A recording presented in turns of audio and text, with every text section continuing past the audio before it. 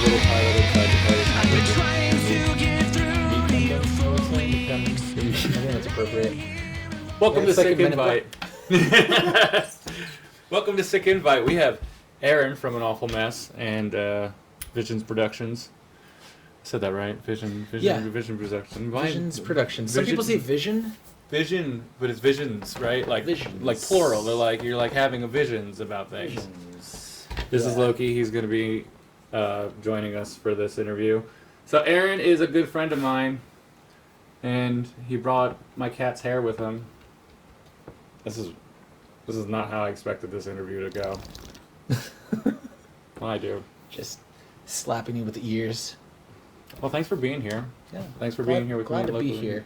Your hair did look nice. It did. I Now it's just brushed kind it. of like coming in to the middle of your face. We went on a mandate before this and got Arby's. We're solely keeping Arby's in business. Just sit, dude. Just that sit right that there. brisket slap though. It was really good, dude. so. I didn't have a brisket, I had a burger, but your barbecue sauce looked really nice. It was. It's very good. So what have you been working on? I've been working on a million things. We finished the American Standards final record, Future Orphans. That's dropping on June 30th.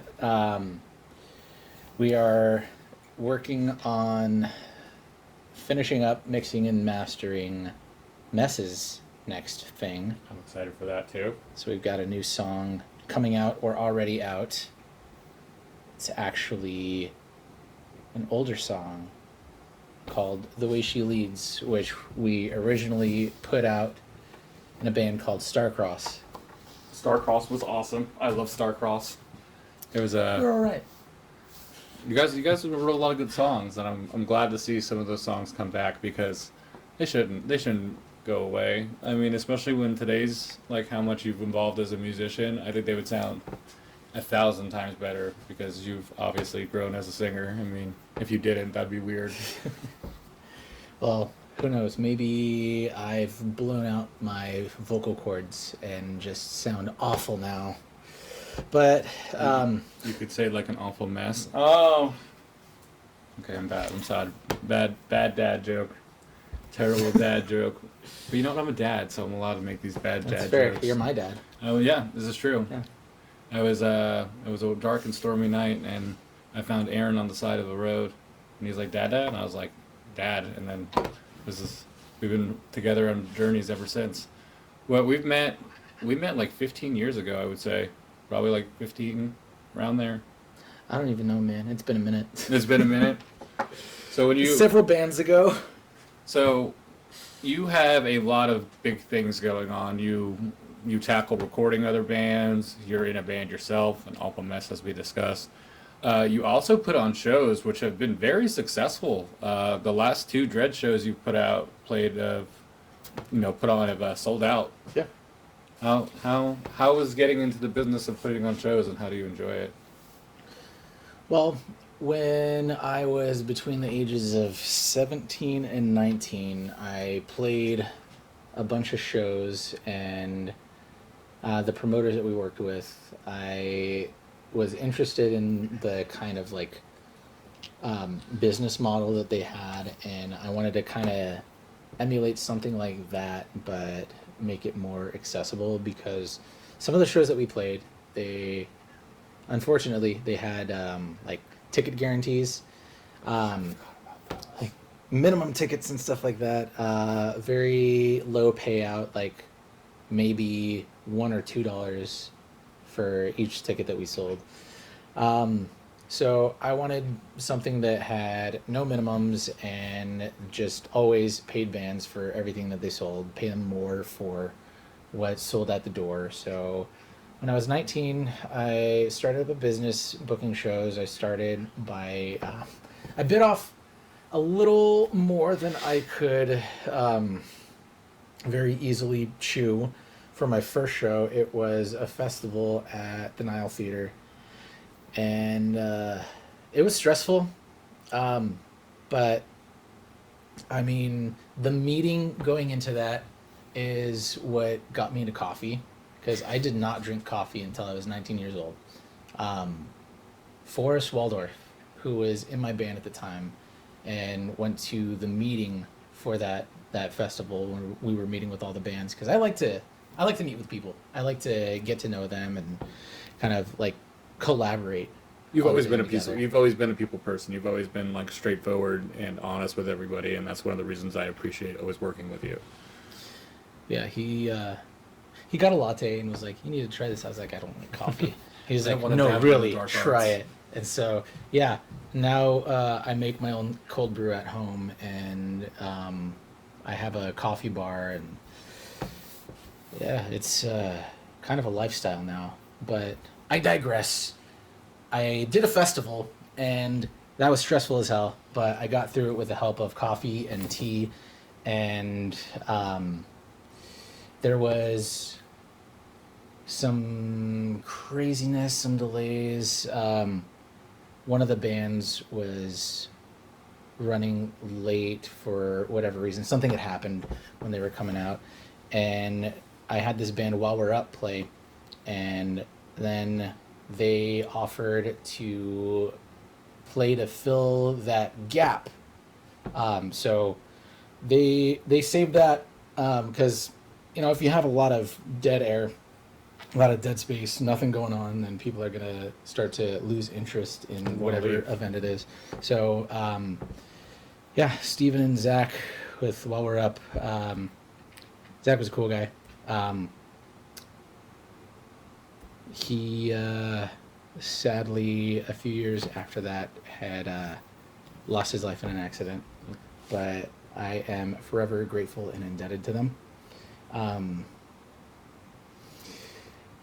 But after all that, I kept booking more and more shows. I pretty much lived at Club Red for a while. I miss Club Red. Yeah. Club Red. Come back for us. Yeah. I know there's been so much that has gone on with Paul from Club Red and in his life, and everyone who was at Club Red before. As far as I know, building's still there, vacant, and Oh yeah, that whole lot's vacant now. I think the only thing that's in there is Band Oasis. I think that's the only like business in Jack in the Box. yeah. Even the like thrift store they had in there closed down too. So, Alma School and University, there's nothing there except Band Oasis. It's crazy. It's crazy how much has changed. Dude, it really is because like I live right next to the clubhouse. Like the clubhouse is right there, and it is a Japanese restaurant. That's what it is. And going in there is weird because you're like, I used to play over there. And you're like, that's where the kitchen is now. I sang with Story of the Year there.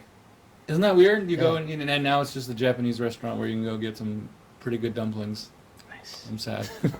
Now, Sad You- about pretty good dumplings. no, I'm sad that the clubhouse is gone because it was Yeah. such a like, it was such a like a staple for us back in the day. Because the Nile wasn't around. Like it's back now, but it closed down for a while because of people would rave there and drugs and shit. And then now they don't have that issue. But back then, all you had was the clubhouse, Mason Jar.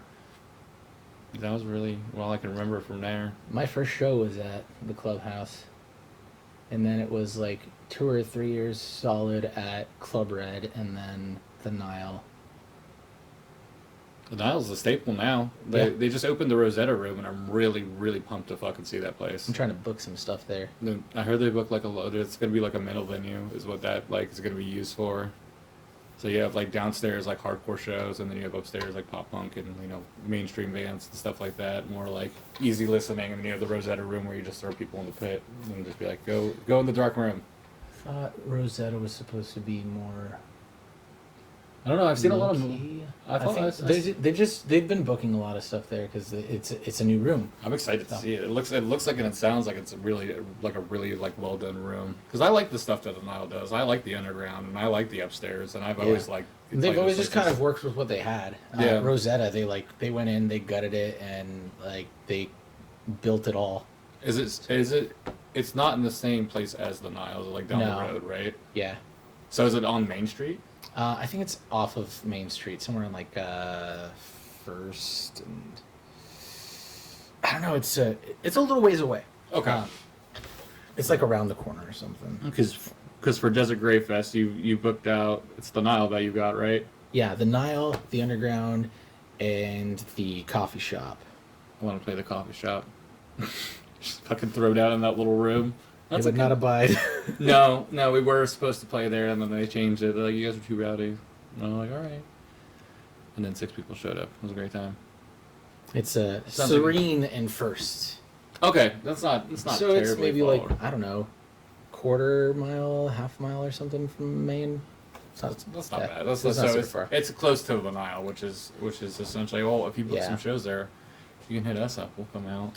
It'd be really cool if it was attached to the same building, and then we could have 4 rooms, 4 stages, Dude, that'd and be, like 35 bands. oh my god, that'd be so fucking wild. You got some bangers on there from the top. Terra Blood's the one that's headlining that, right? Yeah, Yeah. So it's nice to see them come back. They're a fun band. I like them. they are. Yeah, we were.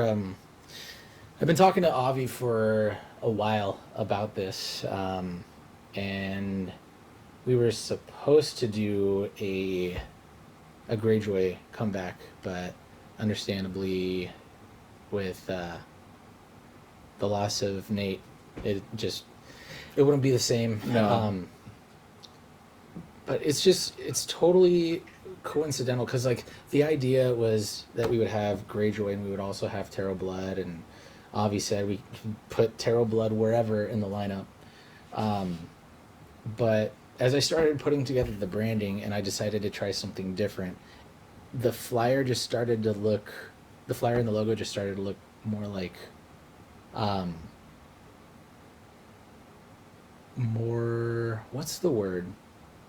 It's like the, Like, you know what I'm like, talking about? like it just flowed real well together. Just with like look, Tarot Blood sound, like synthwave. yeah, Yeah, it's like a synthwave kind of vibe to it. it did. Yeah, because Like the colors of the 80s.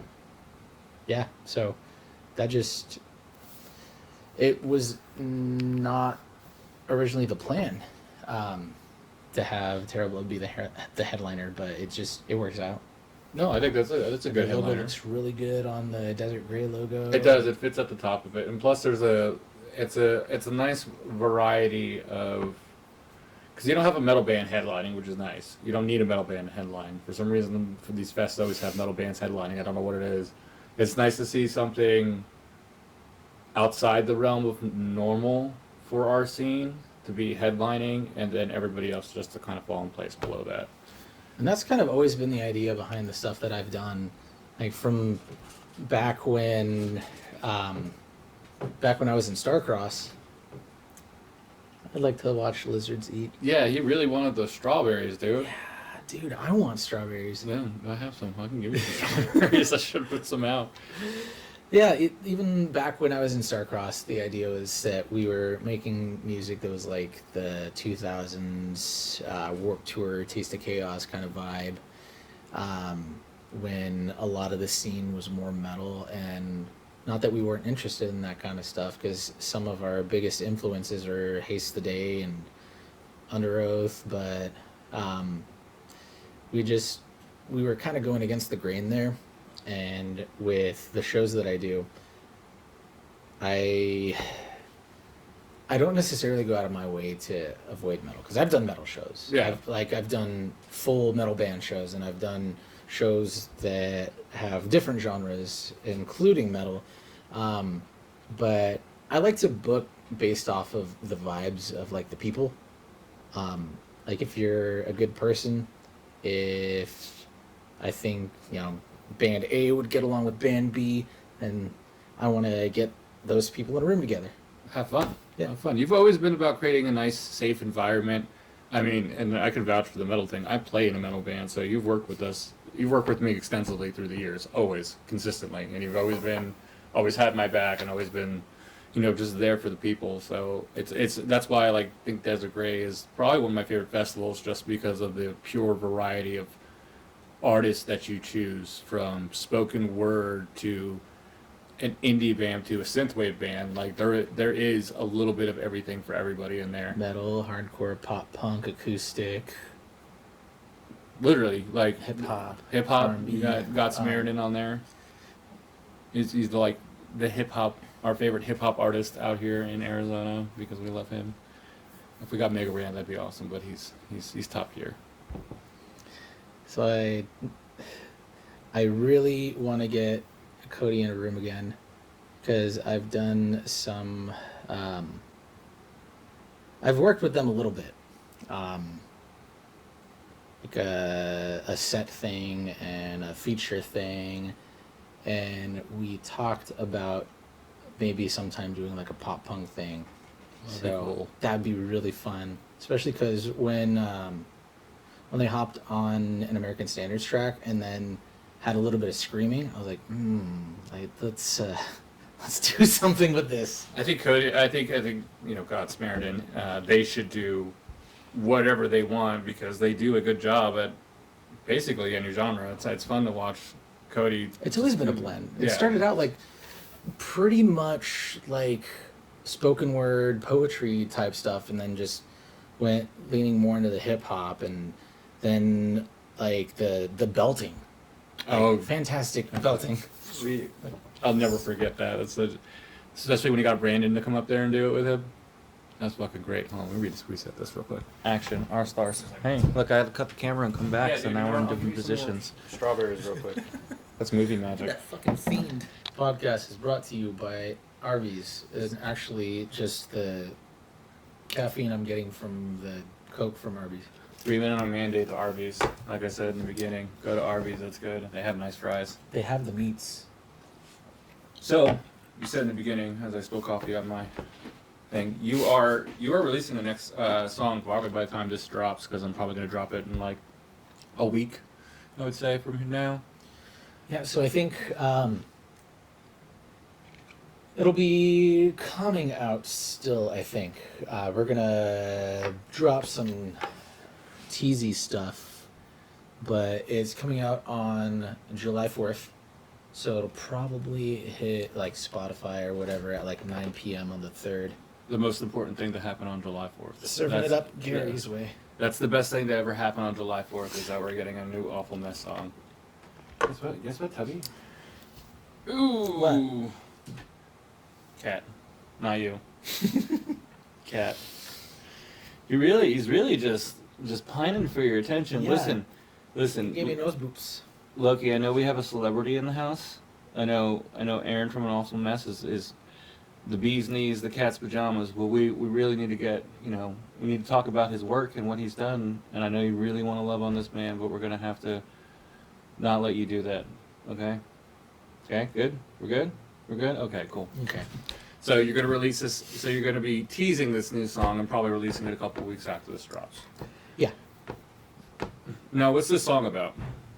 The song is about a long distance relationship in which I was the only one who was committed. So that's sad. It goes back to high school. Yeah, it's, it's whatever. It's about like being in that and being like, whatever. This is fun, but I'm out. Now, how long ago did this happen? Oh, it was a long time ago. So now it's just easy to sing about. It's probably cool to get that out and have someone like, hey, listen, I've been through it before. This is what I experienced from it. Maybe you can find some solace in this. So, long distance relationships are hard. And as I'm trying to talk about, I think I've only been in one, and I was like a teenager, but they're hard. If you're really not committed to it, and there's only one person putting in the effort, just like any relationship, it's just gonna fall apart. I think part of it as well is that because I was a teenager and I hadn't had a whole lot of life experience, that like I would take something, and I was in like a creative writing class at the time, and I would take it as inspiration and then kind of like dramatize things a little bit. At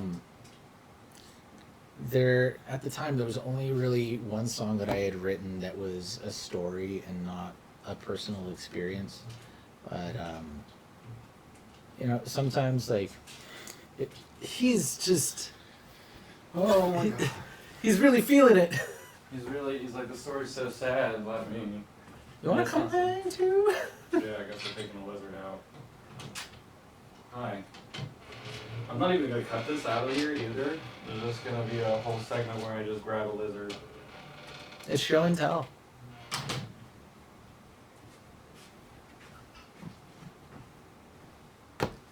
This is Marcus. Hello, Marcus. Would you like some Coke? Dude, you can't really.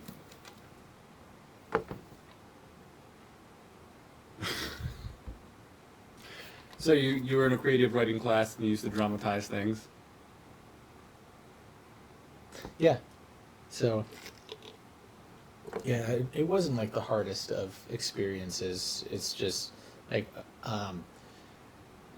met a girl and she lived in a different state. So we hung out and then she went back and he's going for it. So Yeah, and obviously, like we were both just living our lives. I wasn't like actively looking for anything at home, but she was often like doing whatever with whomever, and like that's just kind of what it was about. And it wasn't like even a big deal. It's just I was taking one experience and then just writing about it as if it was just like my diary. And that's just kind of how I did lyrics when I was a teenager. it's therapeutic though. Yeah. Because this is you like you said, this is an old Starcross song, right? Yeah. Starcross is awesome. You should check it out. You still have some of the stuff up, right? On YouTube. Only YouTube? YouTube. Yeah. Only music videos. YouTube and SoundCloud. Did you have a couple music videos for Starcross? There was one that was live footage put together. There was one for an acoustic song. There was one that was it was more live footage, but it was He just ran off the table. Sure. it was for it was from a show that we played in Long Beach, and we never got the video, but the guy who shot it and edited it uploaded it, and then it's this guy who's like, he does one thing and then nukes the whole thing and then does something else.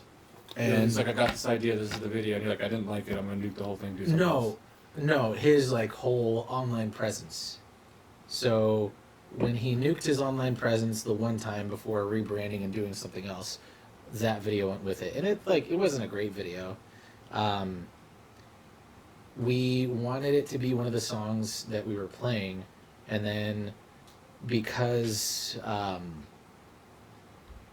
they were back and forth on if we were going to have 25 minutes or if we were going to have 30 minutes, and it ended up being 25 minutes. So we cut the song that he wanted to do the video for, and we're like, here's the rest of our songs. We can do one of these. He's like, oh, no, I got it.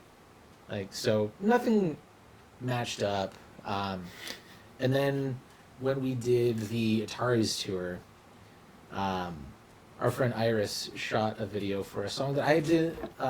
I took live footage for a song called Fake, and I edited that all together. And then she shot video of our tour with the Ataris and made a new video for Fake, which is honestly a lot better than the one that I made, because it was a bunch of old footage from like cell phones and camcorders from I've always early to mid 2000s. I've always liked those old mid 2000s style era of music videos. Just like, hey, someone shot this from their phone on the whole tour. We made a whole music video out of it. I mean, shit, if you go back and watch some of those old music videos, like the From First to Last, Wings of Pestilence, it's fucking like Like grainy as hell. it's pixelated as fuck, dude. Like that, those music videos don't hold up, unfortunately. Like you go back and watch them, you're like, I remember this being really just clear, and then you see them now, and you're like, they're not there in this day anymore.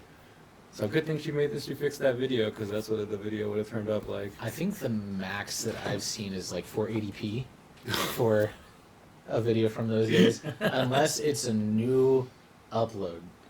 Some bands have gotten their old stuff and just like re-export or whatever. Just Yeah, like, because you can upscale some of that shit to 4K now. yeah. So some bands have done that, I've seen, and it's pretty cool. But I don't know. Every time that I pull up an old video and it's just like I'm like, let me pick a higher quality because it seems like it tanked this for some reason. I'm like, oh, that was just the era I grew up in. I mean, think about it. Before that, people used to just bootleg videotapes of concerts. Like, I got this video on VHS. You want it? Now we just did it off cell phones, and now your phone can shoot in 4K. People's phones can shoot in 4K. Yeah, speaking of From First to Last, we did that Note to Self cover and shot the video completely on a Pixel phone.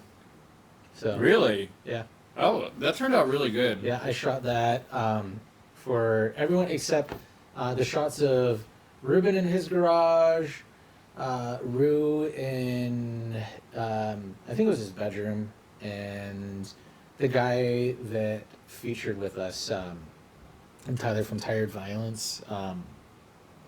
He shot, I think it was like with just a camera in his bedroom too. But all the band shots except for I shot all the band shots.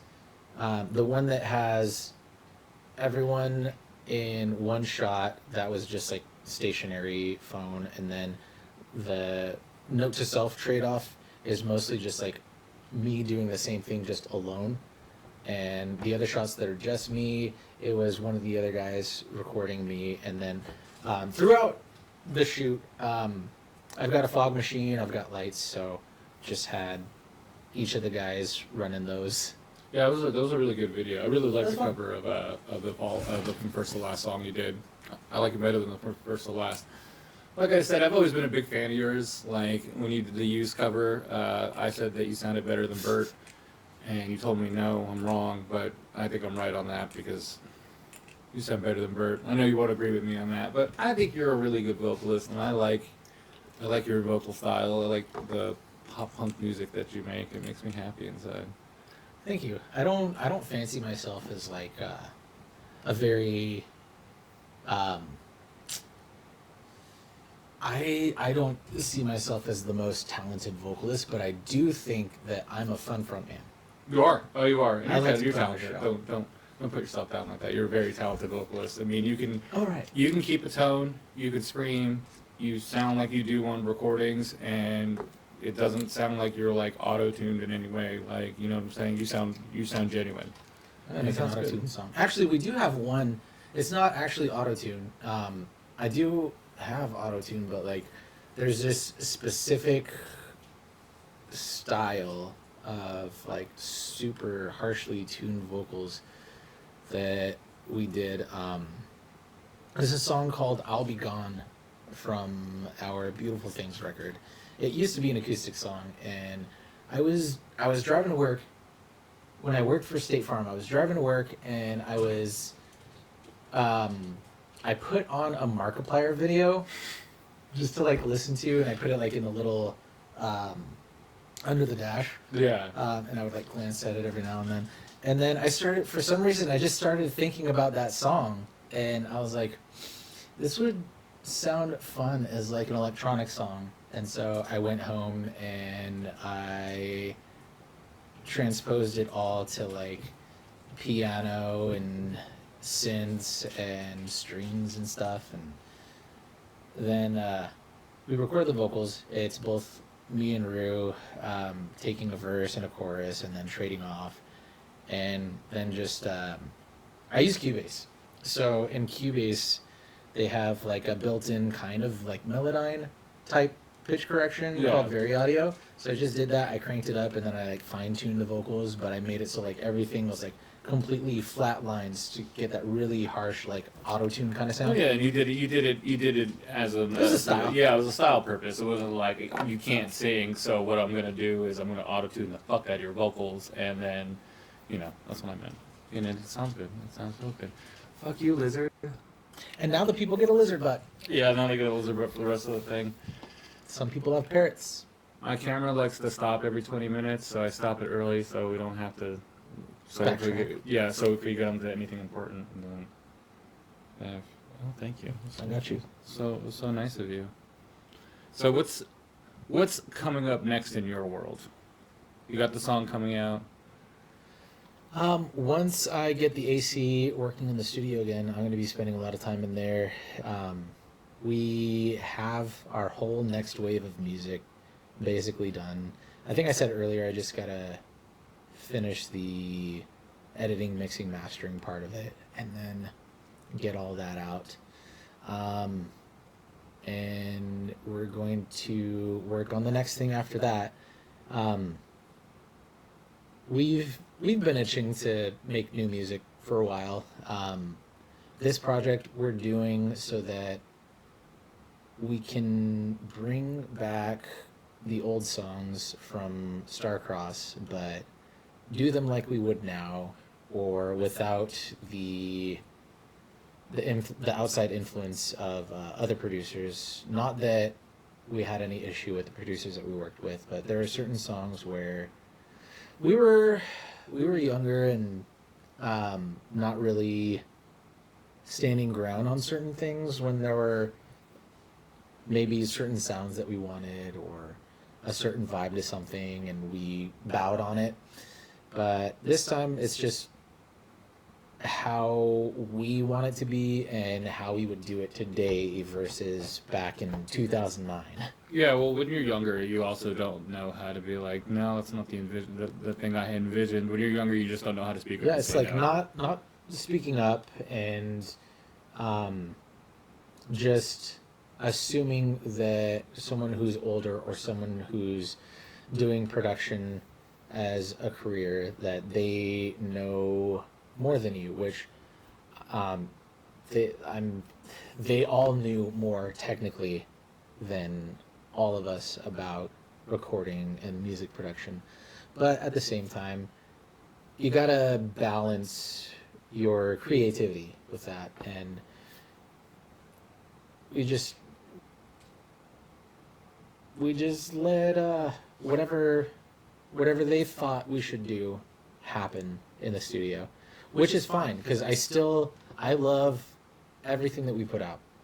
Yeah, it's really there's nothing wrong with it at all. Like, I'm not saying that, but I would like to hear your idea of that song. I would like to hear what you Starcross Mess's version. Yeah, the Starcross man. I would like to hear what you had envisioned for that song. I would like to hear your full undivided take of it without, like you said, any outside influences. Because I think there'd be a pretty stark difference between the two, easily, and like not a bad way either. Like, I think they would just be like, oh, they're the same song but different. I'm excited.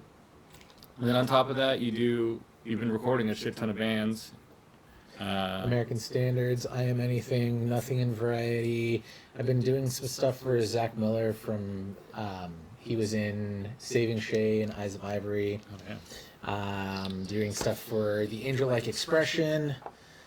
What else? Reynard.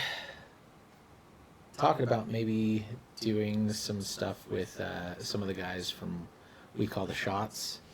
Oh, shit. We'll see what materializes from that. Chris Crawford, who I did a song for, one of the first songs that I recorded for someone. It was a song called Tapping, and I'm trying to remember. I think he had originally put it out as Nonchalant Lullabies, and then I think he was changing it to something like Pitten. But yeah, now probably going to do some more acoustic stuff for him, and maybe some like pop punk stuff too. Yeah, I think I heard that song. Didn't he get it on the radio or something like that? I think it was supposed to be. I don't remember if it actually did. I think there was like some sort of scheduling thing. Oh, okay. It was a good song though. It was a really, really, really poppy song. It was very welcome. Tapping.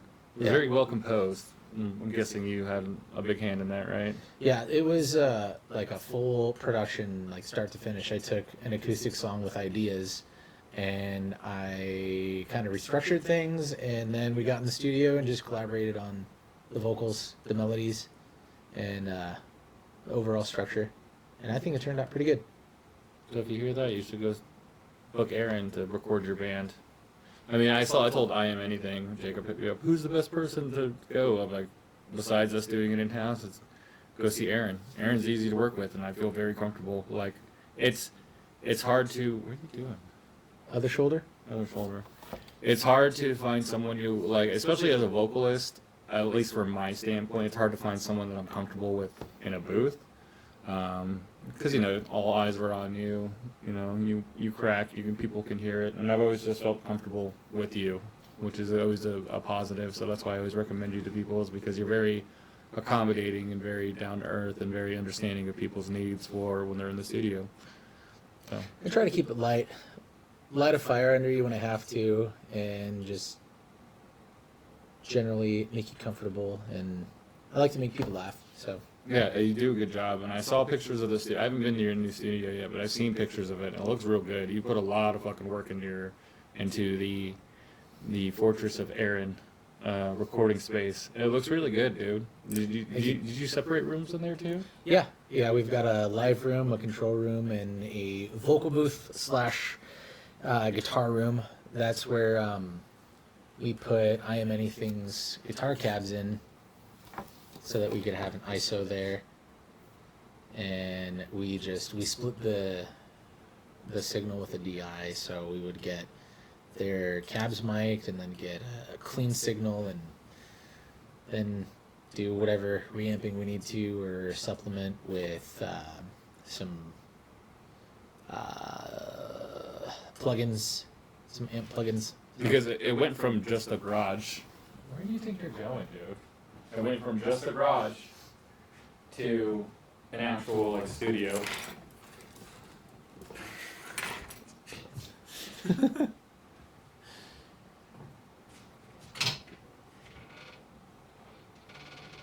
Yeah, I could have kept recording in rooms and houses or whatever.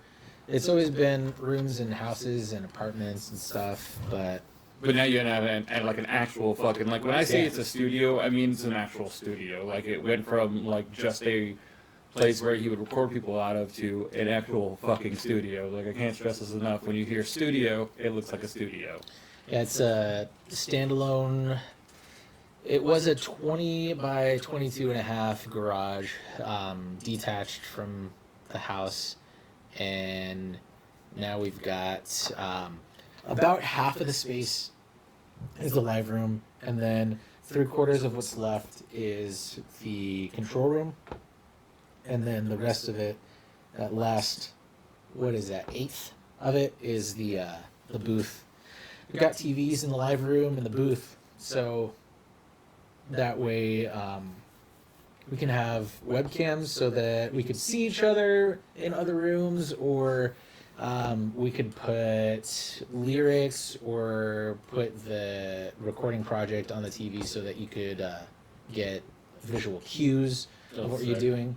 I've also got a USB over Ethernet adapter. That way I can plug in a mouse and keyboard. So if I'm recording my own vocals in the booth, or if I'm recording myself playing drums in the live room, that I have a mouse and keyboard, so I can just connect it to the computer and just work from the other one without having to go back and forth. More edge now. I don't know what they're talking about. Poison Brother? It's Andrew and Gabe. I Yeah. don't know what they're talking about. They're very distracting. I'm trying to record here. They're distracting. More edge now. What are they edging about? They're trying to get real edgy. Beautiful. Okay, well,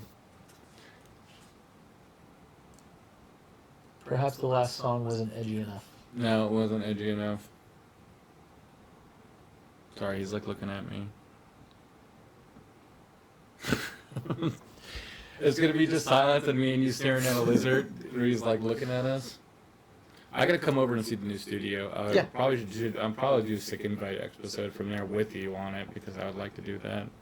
And we can do a greatest hits of old footage that you have of you recording people, because you've have it from over. You're pretty like, I keep all my footage type of dude, right? Yeah. Yeah, pretty much. Yeah. Do you have any of the old Grizzly recordings? I do. Oh god, just dump it, dude. Just dump it. Just get rid of it. Keep the fuck song, but get rid of everything else. How many songs of my vocals have you remixed? From me just fucking up. I think I've only done like one or two of those. The rest I've kept the like B takes, but I just haven't done anything with it. I don't ever want to hear those ever fucking again. We can go through all those audio projects. Got a bunch of old video. Remember when I crowd surfed in the kitchen? Oh yeah, dude.